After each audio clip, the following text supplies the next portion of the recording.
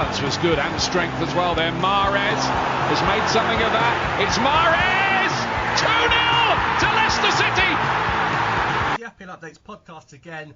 It's getting interesting, the league's getting interesting, but most importantly, FPL is getting interesting. So I got the three most interesting fantasy Premier League players I could for you in Yusuf Damani, Marwan El Saifi and JNO United. Good evening, gentlemen. Good evening. Good evening.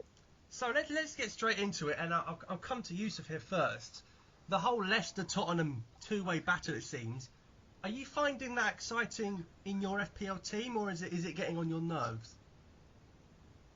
I think it's very exciting because there's loads of players in both teams which you can choose, and they're picking points up week in, week out. So yeah, especially the defensively, both of them have kept clean sheets. So yeah.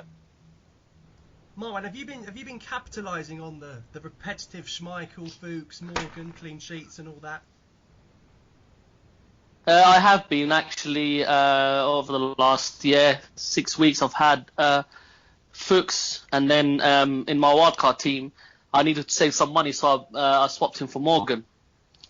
So it's the only player that I kept that is not playing double game week, only because I didn't see any other valuable option in defence at 4.4, and Morgan has been getting in some goals and bonus points, and I thought, right, I'm dumping a lot of informed players here, like many people did. I wanted to keep at least one because I knew Leicester are just solid at the moment, and they're not letting goals in. Jano, this time last year, Chelsea had the league wrapped up. The top four was pretty much decided. Are you finding it more intriguing this year on FPL, or is it getting on your nerves more? So the way I look at it is every season is so different. Last season, you had Chelsea pretty much wrapped it up, but because they'd wrapped it up, some of the Chelsea players weren't getting the FPL points anymore. You had to look elsewhere, whereas at the beginning, you pretty much made sure you had Eden Hazard, Fabregas, Costa. If you had two of those three, you were laughing. But then, because they had it wrapped up, it got less interesting. Whereas this year, because Tottenham are on Leicester's heels, both of those are still going to push. People are still fighting for fourth. People have other competitions to fight for, so you have to look at like Liverpool and Man City. They've still got European competitions that they're going for. So I think I wouldn't say it's getting on my nerves. It's just different, and you have to adapt to that. Whereas last year, I think you just made sure you had the right Chelsea players, and then when they started to drop off because they'd wrapped the title up, then you had to start looking elsewhere and start looking at like the double game week players. So I'd just say it's different. I'm actually enjoying it because I used my wildcard earlier.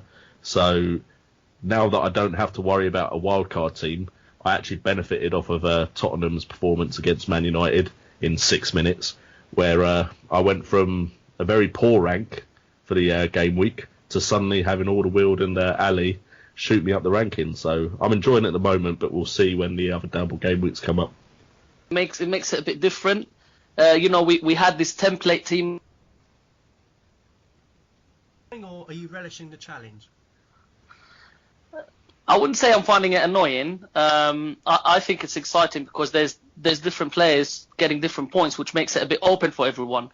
At the beginning, we were all complaining that there's a template team, and people who maybe not check their teams after the first few weeks are getting the points. Now you've got, the Iwobi, the Lanzini. Vardy obviously has been brilliant, and I think also the fact that the cheaper players are actually doing well allows you to have some money and invest somewhere else. For more, maybe expensive players, allows you to have 3 expensive defenders, if you like, or 3 strong attackers, where normally you had 2 strong attackers and a third dud attack, if you like, or so you can have 5 midfielders. So I think it's a nice challenge to have. Yusuf, we saw Jamie Vardy score twice at the weekend. Do you think he's a must-have now in the last 5 games, considering what Leicester are fighting for, or is he still too inconsistent for you?